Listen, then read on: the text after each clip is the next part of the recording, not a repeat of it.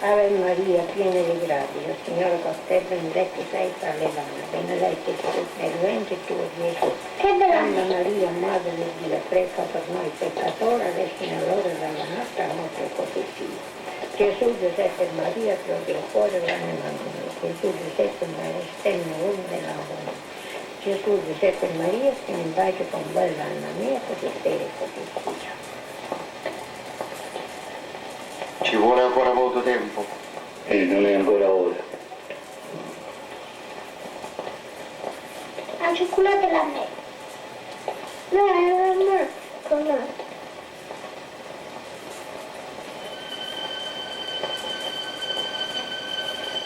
Tutto è pronto. Vengo subito.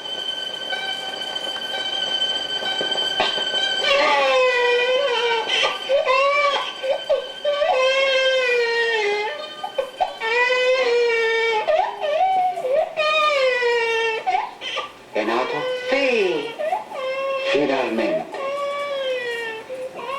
eccolo, il nuovo italiano.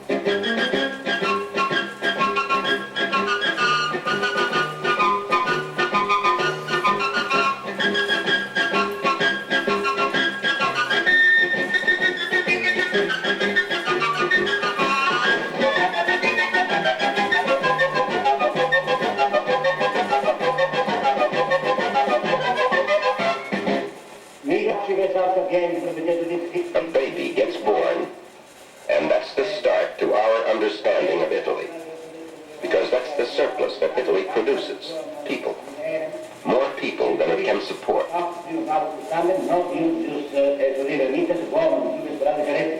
Quando non si sente sempre il sfere spiegato, si sente il nome serio, spero che un nome questo al nuovo leggere l'altro.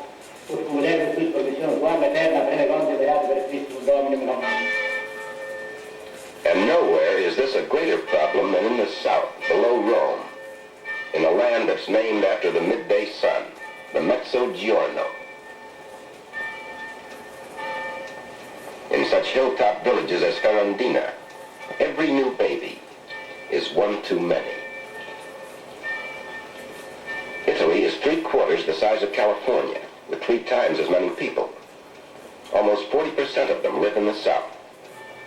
Here, through the heel, the toe, and the instep of the Italian boot, the standard of living is half that of the Italian north. We're going to look at a country divided by an economic wall, a wall that shapes its politics and its future.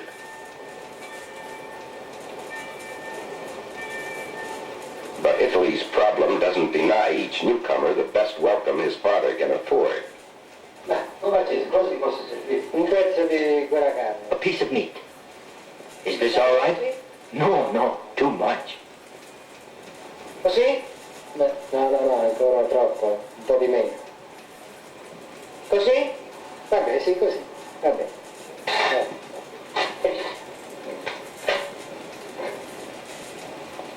Ciao Cesare, di nuovo auguri! Divertitevi bene stasera! Cesare appena prende la carne 2 volte al mese. Adesso Twice a month. That's how often Cesare eats meat. Today is extra, something special to celebrate the new baby. That's the trouble with running a butcher shop in Ferrandina. Unless it's a festa, these people buy very little food. Money's scarce. What they eat mostly is their own vegetables, maybe codfish, along with beans and pasta.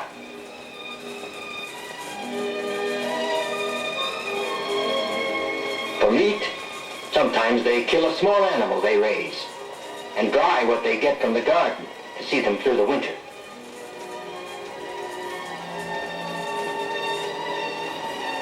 The rest of their living is not much better. In this one room sleeps Cesare and his wife, 2 children, and the grandfather and mother. 6 people. As for clothes, it was back in World War I that grandfather got his warmest coat from the army. He still wears it.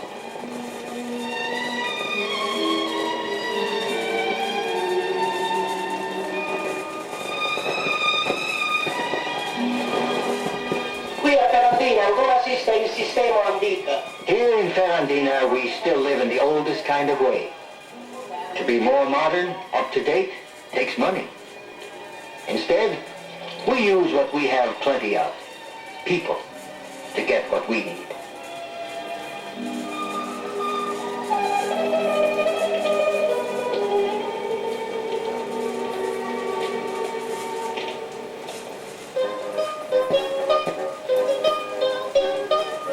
Ferrandina's economic life starts about 4 every morning, for those who have any work to do. Of the 9,000 people in town, 11% are unemployed, and almost every second worker is underemployed. Cesare is better off. He has his own 2.5 acres of land, and the annual cash income of the family is close to the average of the farmer in the south, the mezzogiorno, about $330, or 118 pounds a year.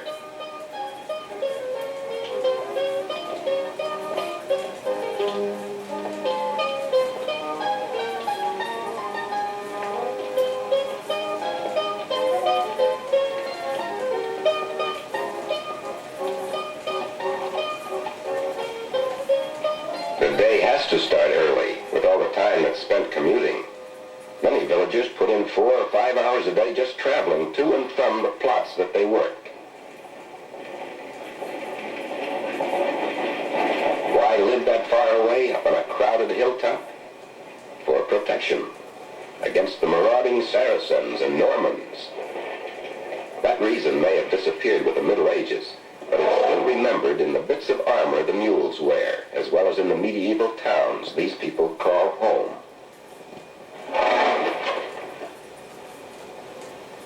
The land and the way it's worked is also a hand-me-down from centuries past. There are 2 crops, olive for oil, wheat for spaghetti. Harvesting an olive orchard can bring a family some actual cash to spend, about 30 cents an hour.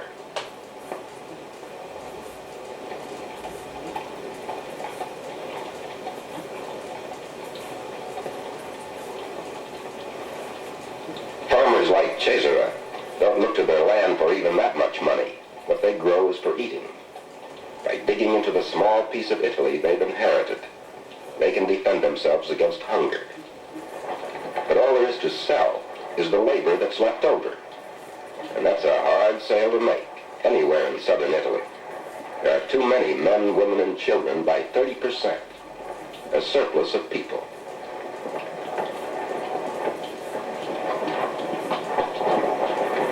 What to do with that surplus has been Italy's major question through her 100-year history as a nation.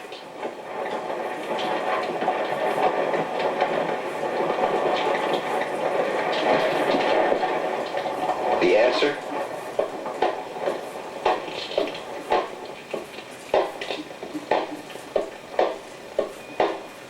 The answer up to now is found in the post office of towns like Ferrandina.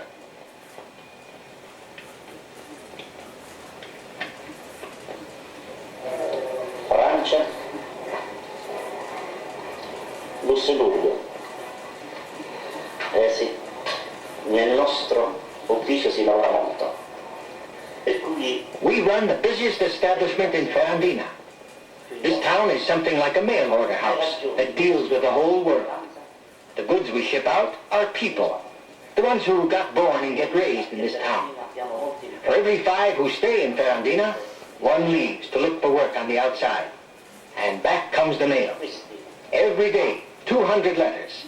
Every day we hear from the United States, Canada, Germany, Australia, England, from just about everywhere. This was Italy's historic answer to the question of her surplus population. She sold her labor. It was her chief export. The backs and muscles that built a modern world. Somewhere else.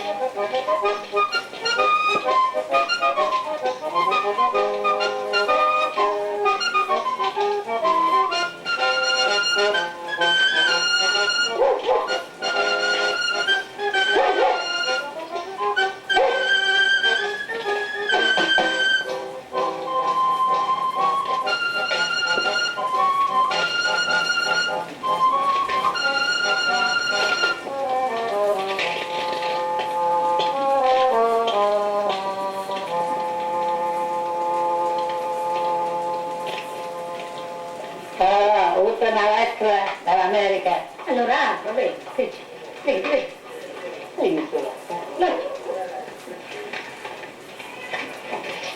Anche 5 dollari.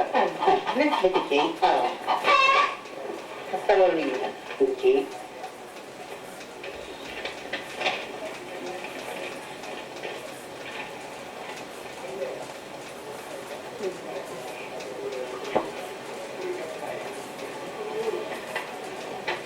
Carissima con me, mo ti mando questo 5 dollari.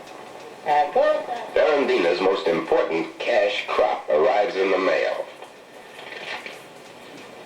Into the post office every week comes about 3 million lira, better than $5,000, sent by relatives who work somewhere else. The mail brings more than $250,000 a year, almost 100,000 pounds. This is southern Italy's major industry. It grows hands, and it ships them. Men like these, for all the world to use. I left Ferrandina in the 20th of January 1920. I left Ferrandina in 1914. And you leave because in Ferrandina and make a lot of money. I went to the United States because in Ferrandina I had not so much weight. Well, my trade is butcher.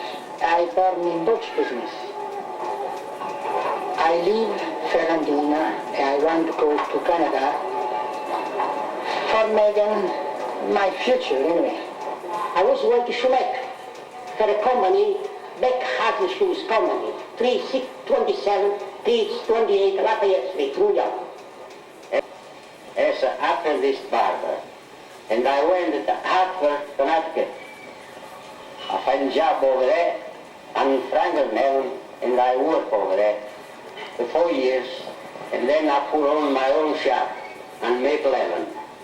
After working 2 months and a half in the farmer, I'm go to factory for make spaghetti with ball, chickpeas, lemons, and everything for production, Italian production in Canada. Sure, that's New York, a nice big city. All lot of people over there, all joy, good time, all the time, theater, and everything. Better than here. Better than here. The reports these men brought back compared Ferrandina. The simplest comparison broke the barrier between southern Italy and the century that was in progress. Now Ferrandina started to look at itself through all the new ways of seeing and hearing. Through the radio, the quick delivery of the daily newspaper, through the movie that came to town.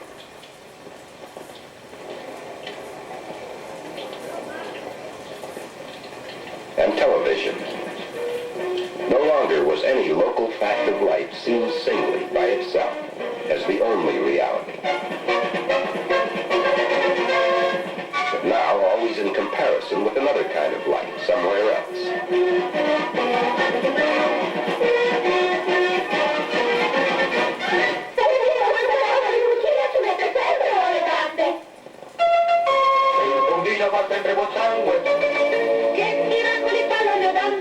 Il signore tiene una malattia che deve tenere sempre la bocca piena. Il pranzo è stato veramente figo. E lei, signora? Per me conta anche il prezzo. E lei? Lo sai, i bambini mi chiedono sempre i regali. Signora, lei conosce io una polvere per lavare? Io penso solo al bucato.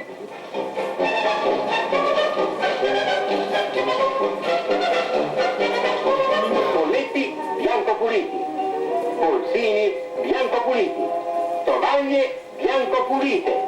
C'è Skip, perché Skip ha meno schiuma per lavare meglio. Sì, ora tutto il bucato è bianco pulito con Skip. Skip, meno schiuma per lavare meglio. Cucine a gas, cucine elettriche e miste. Ecco la grande produzione di una grande marca, Ariston. Ariston costruisce con voi la vostra felicità.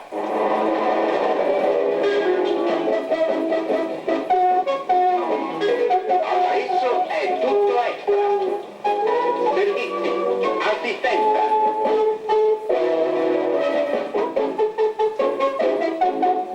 Adesso è tutto extra.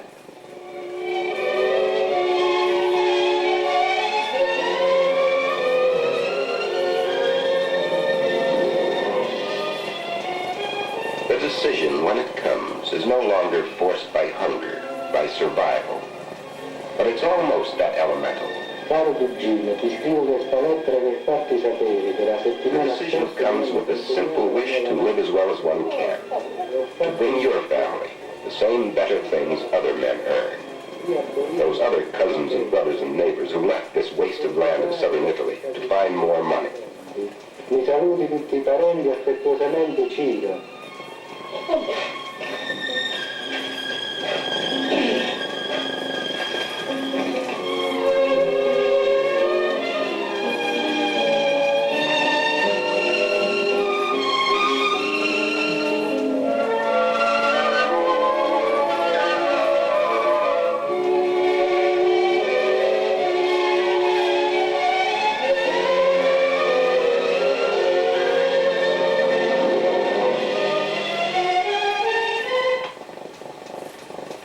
The decision to go means the end of a family, for a year or two, or even longer. The husband goes first.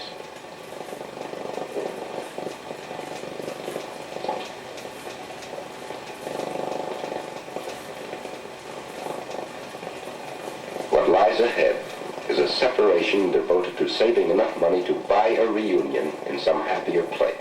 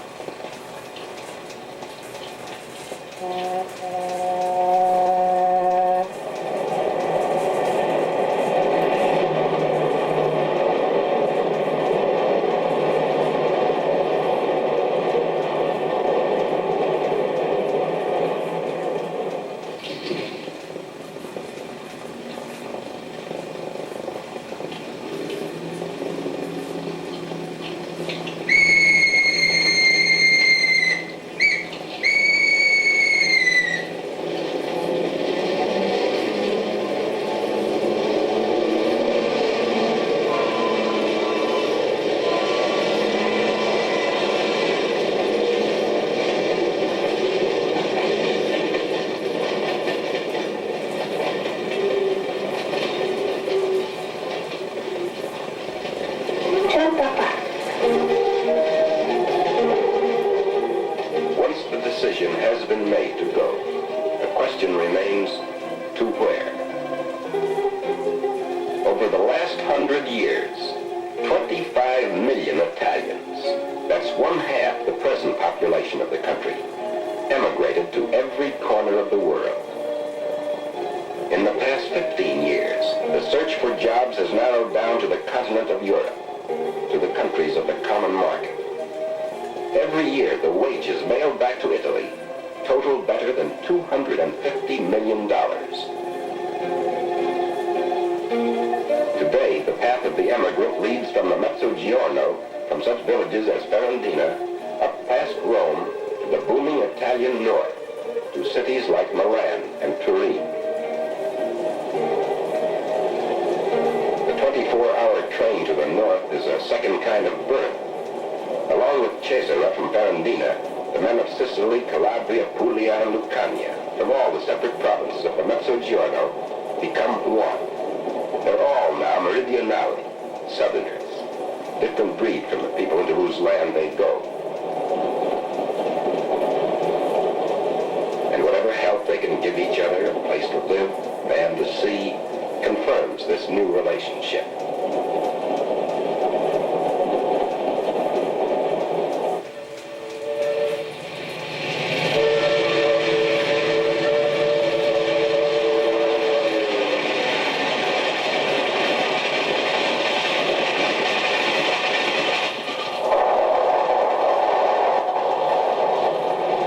It arrives in Turin every morning at 8 a.m. Train Treno del Sole, the train of the sun. It's the train that's brought most of the 500,000 workers who have come to Turin over the past 10 years from the south.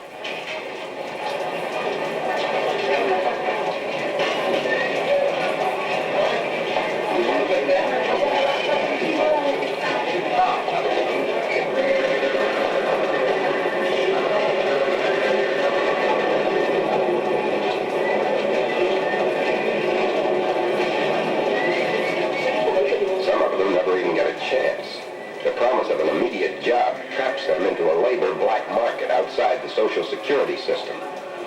A friendly agent finishes up with 20 to 50% of the men's wages, or the friendship can end in a serious accident to the newcomer.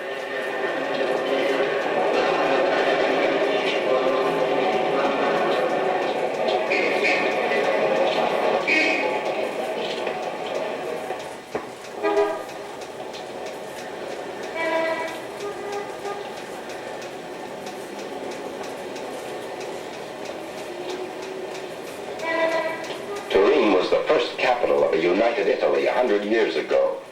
Today it remains an industrial capital, a major producer of goods and user of labor.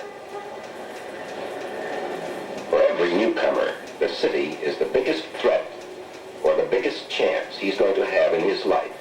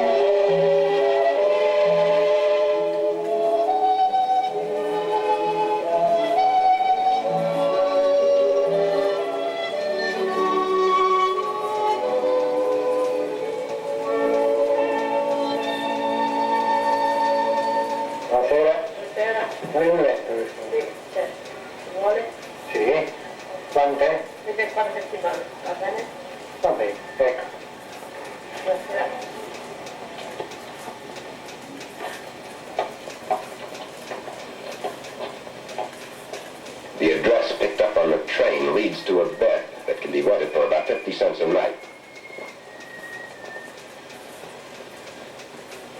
All the cities of the north have a special community of separated men, whose one family tie is through a village post office in the mezzogiorno. In the dormitory, Cesare finds himself involved with a new kind of social arithmetic. He's one of 20 units. Whatever his personal ambitions might be, he is now an item of industrial production, a commercial factor to be studied. One agency that's measured him carefully is the Italian Institute for Industrial and Social Research, whose director, Professor Zacconi, studied at Harvard and the University of Michigan. The time required for the immigrant to find a job in Torino is a very short one. 67% of the people we interviewed had found a job within the first week from the date of arrival. Formal channels provided by state agencies are not very effective. Only 1% of the people have found a job through these channels. Informal channels like friends and relatives seem to be more effective, bringing jobs to 51% of the people we interviewed. Labor unions don't seem to provide any formal help to the immigrant for his employment. The surest way of climbing the economic ladder is to gamble with one of Italy's larger companies, to have your application for a job drop into the right place at the right time. In Turin, the goal is to get a call from Fiat, the largest private enterprise in Italy. It only happens if you're under 35, if you've been up north for more than a year, if the 30% quota for Southerners is not filled, and you can pass the physical examination. Of the 30,000 applicants who get tested every year, 1/3 fail to make it.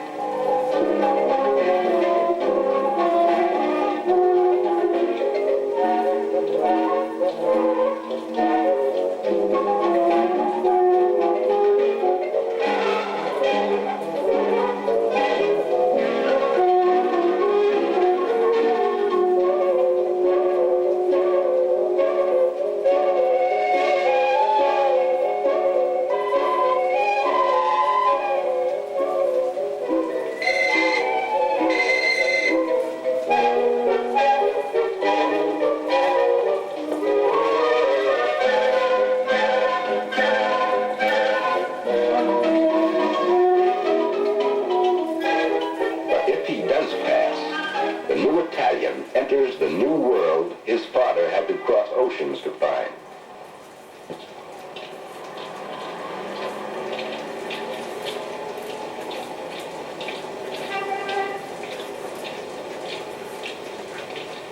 Mostly, Fiat makes automobiles, 4,000 every day. It employs more than 120,000 people, and each day 50 new ones are taken on.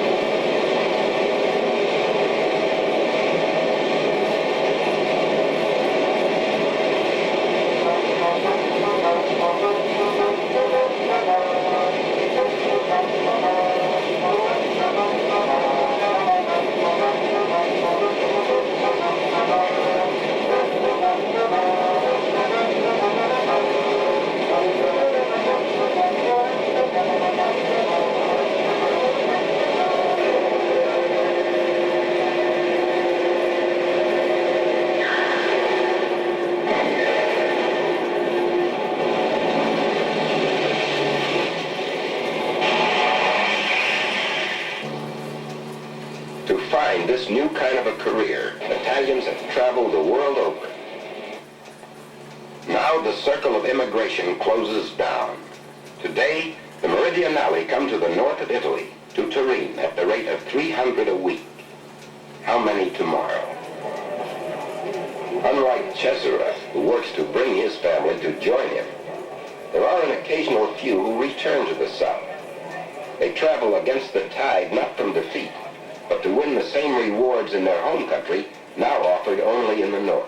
Ciao, where are you going? Down south. To do what? To jobs. Factory jobs. Down south? What's happening? Mi hanno detto che fanno nuove fabbriche adesso. Beh, arrivederci. Arrivederci. What's happening down south started after the end of World War II. An intensive search to develop all the resources of the Mezzogiorno.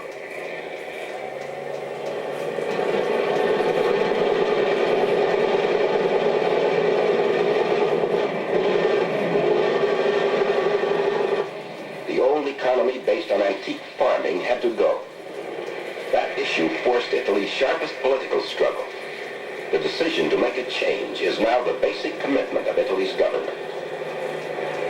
In a land whose single source of power had been the hay-fed mule, new power was sought on which a southern industry could be based.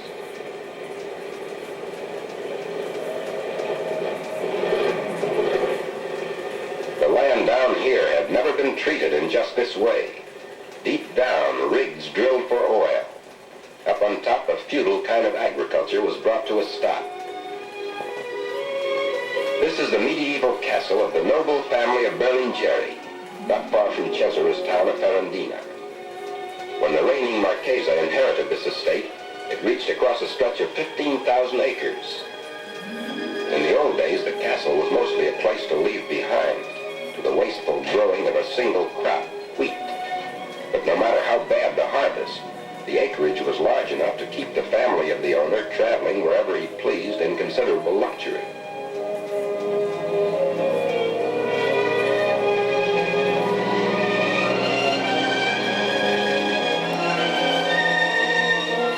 Starting in 1950, this pattern of absentee landholding was revolutionized as many big estates were broken up.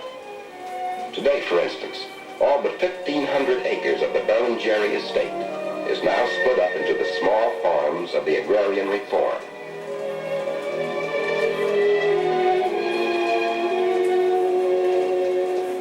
The Cassa il Mezzogiorno, the government's fund for the South, directs the broadest drive in Italian history to raise the southern level up to the standard of the North, to unify the country economically as well as politically. More than $3.5 billion has been spent to settle the farmer on his own land and to bring him the water that will keep his crops growing. Of the money put into constructing the irrigation dams that dot the valleys of the South, a good deal comes from abroad. From the United States of America to a free people. Well-being reinforces liberty. Under irrigation, the small farms of the agrarian reform can withstand a 2-year drought. It makes for security. The new landowner breaks away from the old crops to raise more profitable vegetables and fruits.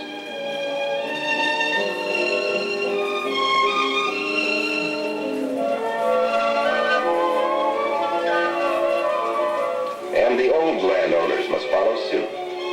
On what's left of the larger estates, intensive farming is the only way to make up for the acres that were lost. The young Marchesa Berlingeri is no absentee landlord these days. He's in year-round charge of a labor force that's grown from a few families to 80 men, with 300 employed at peak intervals. But all that is new is not enough. Both the officials and the critics of the agricultural program agree farming can never bring a decent living to all the surplus people of the South. Industry is needed.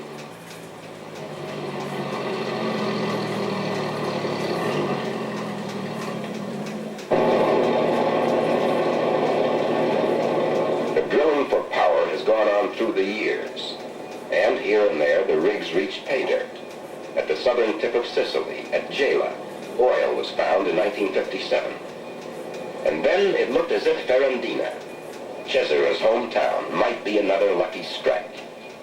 Enough rumors started up to bring the villagers out of the town square for a look at what was going on. There seemed to be something down there. It might be oil or methane gas, an equally valuable fuel, as well as the raw material for the production of plastics. Oil or gas, either one would be a miracle.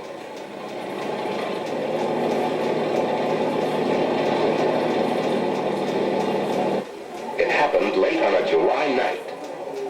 Methane gas.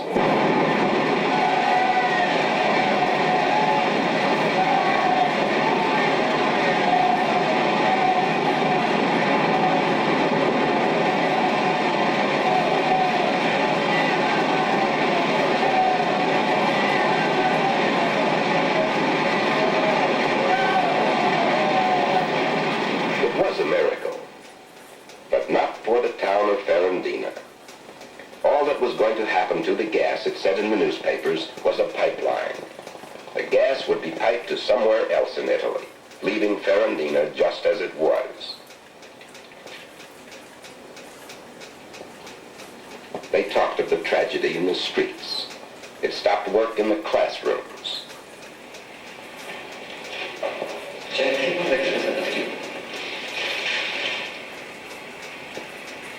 È incredibile davvero questa veramente da impazzire. Allora secondo voi sono le tanto per raccontare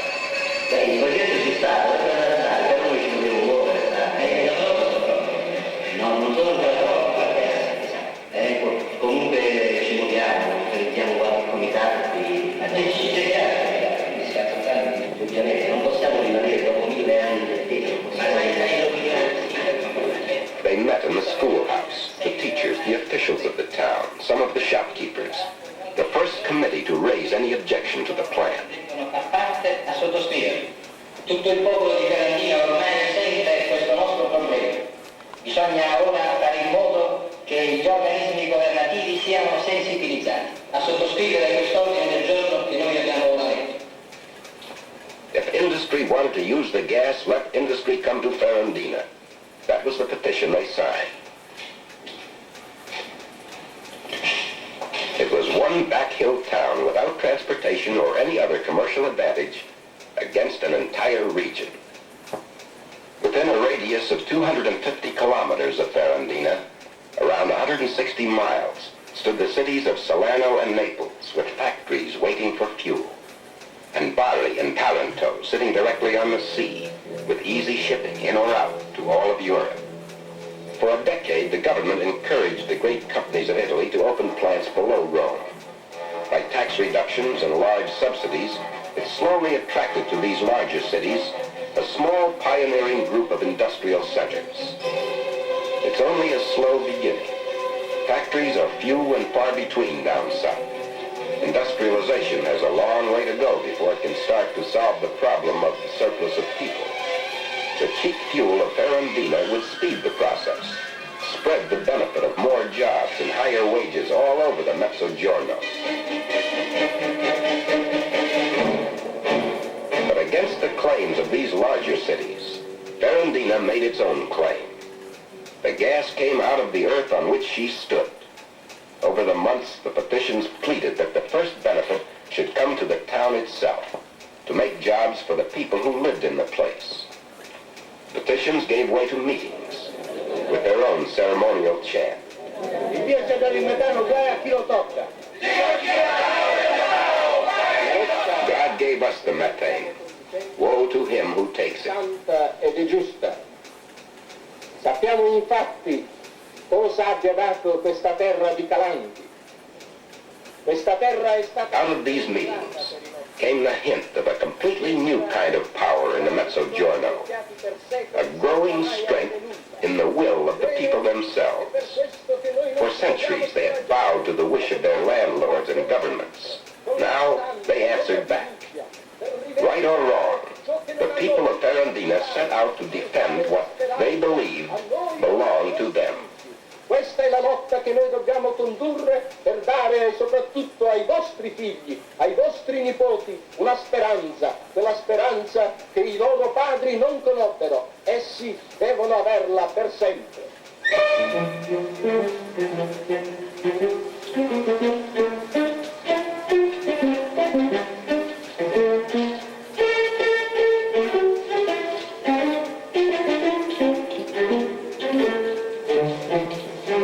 Industrialists, we've had enough spokes taken out of our wheel. They complained on the walls of their own town. On industry depends our life. And from the mayor down, they spoke their case to the television reporters who came in from the outside to find out what the trouble was about. The networks told their story to the nation at large.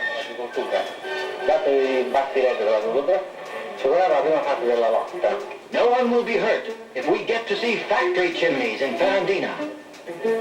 You who live so well, come look how we live with animals. Non c'era, perché dice non c'era? Se mancato il lavoro, dunque il lavoro per noi era poco. We have the same rights as other Italians, as well as duties.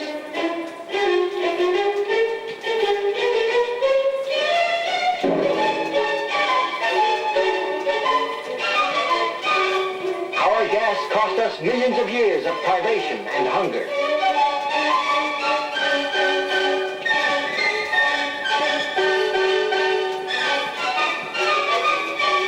The time grew short. Ferrandina's #1 gas well was capped, ready to produce.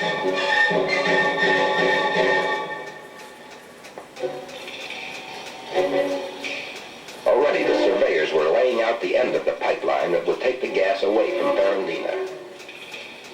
To stop it took something more than talk.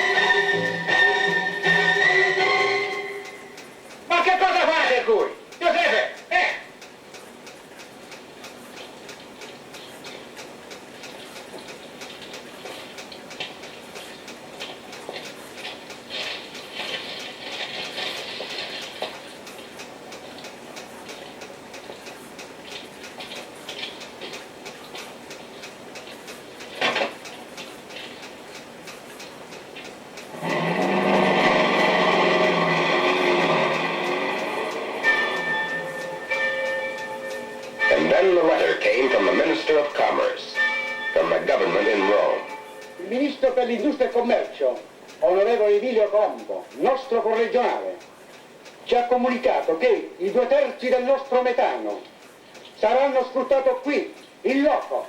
Only 1/3 of the gas will be piped out to Bari. 2/3 will stay in Ferrandina to power any industry that will settle near the town. È stata vinta. Avremo qui le industrie.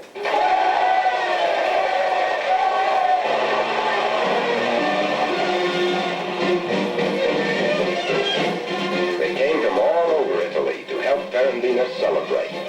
Cabinet ministers and the presidents of industry. The fight was won. Big business announced plans for a large industrial community to be built in the valley below the town.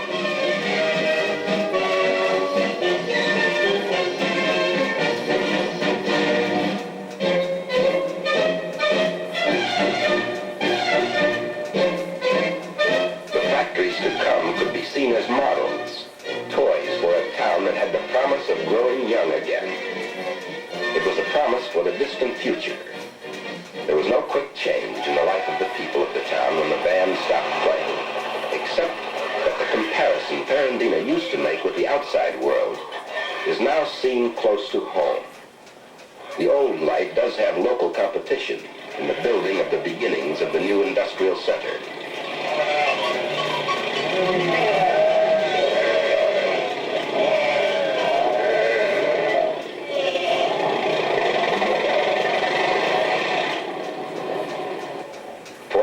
Good fortune, Ferrandina has found its surest resource in the strength of its own will, in its refusal to be driven. One result of this confidence is a new enterprise, a building cooperative, named after Ferrandina's greatest son. By coincidence, Filippo Cassola was a 19th century chemist who specialized in illuminating gas. In his name, a dozen men of Ferrandina proceeded to industrialize on their own. Mortgaging themselves for years to come, they bought enough tractors and trucks to help build the new roads and factories. Their second year in business, they handled contracts of more than $200,000. This is almost as much hard cash as comes to Ferrandina through its post office. Is there a hope that one day the town might get itself out of the export business of shipping men?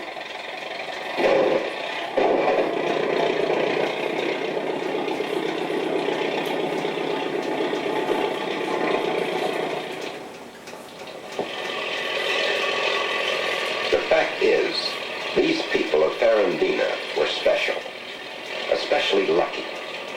Their case is unique. Of the many poor towns down south, this one does have a hope for the future. But in southern Italy still, 1/3 of the population remains surplus, on wasted land without enough industry. Husbands and fathers will be leaving their families for a long time to come. Emigration to the Italian north continues to be the most immediate step to a higher standard of living. But there is a new goal, and the will to reach it will be hard to block. It's to cut the distance a man has to go to find a job. The circle of immigration has grown smaller, from a globe to a continent. Until now, Italy's industrial north uses all the manpower, like Cesare, it can get.